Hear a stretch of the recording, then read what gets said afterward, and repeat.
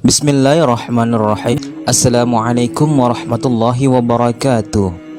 Nabi Muhammad SAW telah diutus oleh Allah Subhanahu wa Ta'ala untuk menjadi pembawa kabar gembira dan juga peringatan bagi seluruh umat manusia. Maka tak heran jika wahyu yang datang kepadanya merupakan sesuatu yang diperuntukkan juga bagi umatnya. Tak hanya firman Allah saja yang datang kepada Rasulullah SAW, namun malaikat Jibril pun telah memberikan 5 buah pesan yang syarat akan makna kehidupan di dunia ini. Dengan kelima pesan tersebut, manusia akan sadar bagaimana menyikapi apa yang datang kepadanya sebelum nanti berakhir di akhirat. Dengan demikian, apapun yang disampaikan oleh malaikat Jibril alaihissalam juga berlaku untuk semua hamba Allah Subhanahu wa Ta'ala.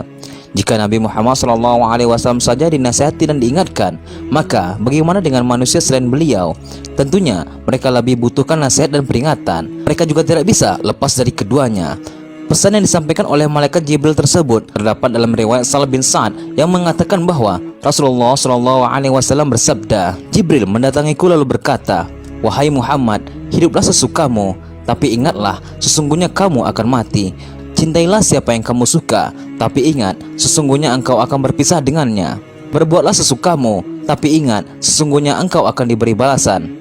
Lantas Jibril berkata kembali, "Wahai Muhammad, kemuliaan seorang mukmin adalah berdirinya dia pada malam hari untuk sholat malam, dan keperkasaannya adalah ketidakbutuhannya terhadap manusia."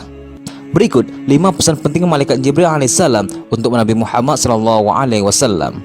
Pesan yang pertama, Rasulullah SAW diperbolehkan untuk berbuat sesuka hati. Namun, malaikat Jibril pun mengingatkan bahwa sesungguhnya ia akan mati nantinya dan harus mempertanggungjawabkan perbuatannya. Allah Subhanahu wa Ta'ala telah berfirman, "Setiap yang berjiwa akan merasakan mati. Kami akan menguji kamu dengan keburukan dan kebaikan sebagai cobaan yang sebenar-benarnya, dan hanya kepada Kamilah kamu dikembalikan." Dengan mengingat kematian, diharapkan setiap mukmin menghilangkan ketergantungan dan ketamakan hati terhadap dunia dan kesenang-senangannya. Dengan mengingat kematian, sudah seharusnya manusia memendekkan angan-angan untuk dunia dan hanya mengharapkan kehidupan di akhirat yang kekal.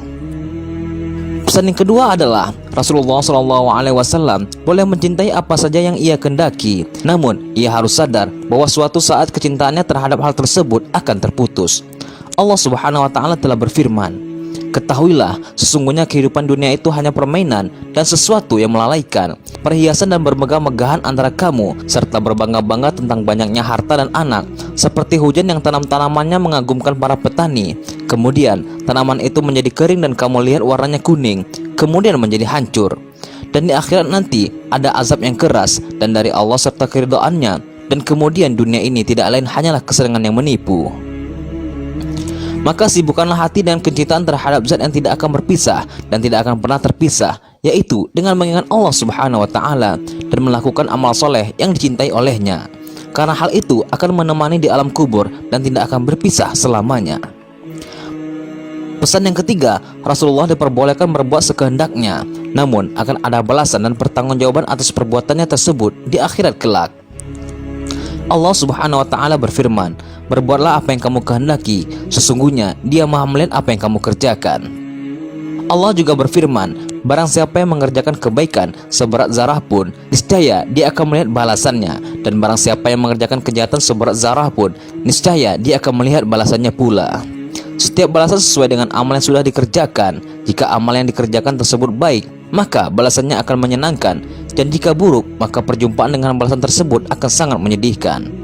Pesan yang keempat, kemuliaan seorang mukmin adalah berdirinya ia pada malam hari untuk sholat malam. Allah Subhanahu wa Ta'ala telah berfirman, "Sesungguhnya orang-orang yang bertakwa berada di dalam taman-taman surga dan di mata-mata air sambil mengambil apa yang diberikan kepada mereka oleh Rabb mereka. Sesungguhnya mereka sebelum itu di dunia adalah orang-orang yang berbuat baik. Mereka sedikit sekali tidur di waktu malam, dan di akhir-akhir malam mereka memohon ampunan." Dari Salman Al-Farisi radhiyallahu anhu bahwasanya Rasulullah SAW bersabda, "Dirikanlah sholat malam, karena sesungguhnya sholat malam itu adalah kebiasaan orang-orang saleh sebelum kamu. Sholat malam dapat mendekatkan kamu kepada Rabbmu. Sholat malam adalah sebagai penembus perbuatan buruk, mencegah berbuat dosa, dan menghindarkan diri dari penyakit yang menyerang tubuh." Ketinggian dan kehormatan seorang mukmin adalah usahanya menghidupkan malam dengan mendawamkan sholat tahajud di dalamnya, berzikir, dan membaca Al-Quran. Pesan yang kelima, keperkasaannya adalah ketidakbutuhannya terhadap manusia.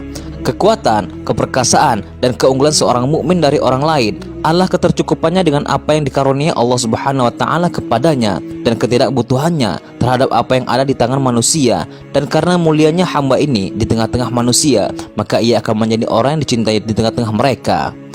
Abu Abbassal bin Sa'ad As-Sa'idi radhiyallahu anhu berkata, seorang laki-laki datang kepada Nabi Muhammad SAW dan berkata, "Wahai Rasulullah, tunjukkanlah kepadaku suatu amalan yang apabila aku lakukan akan dicintai Allah dan dicintai manusia."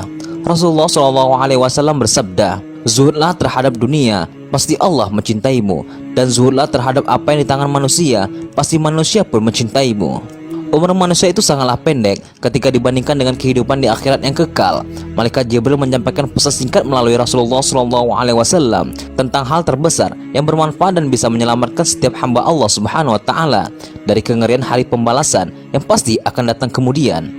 Dan nasihat ini pun telah mencakup kebaikan dunia dan akhirat dan memberikan jaminan dengan kebahagiaan dua negeri tersebut.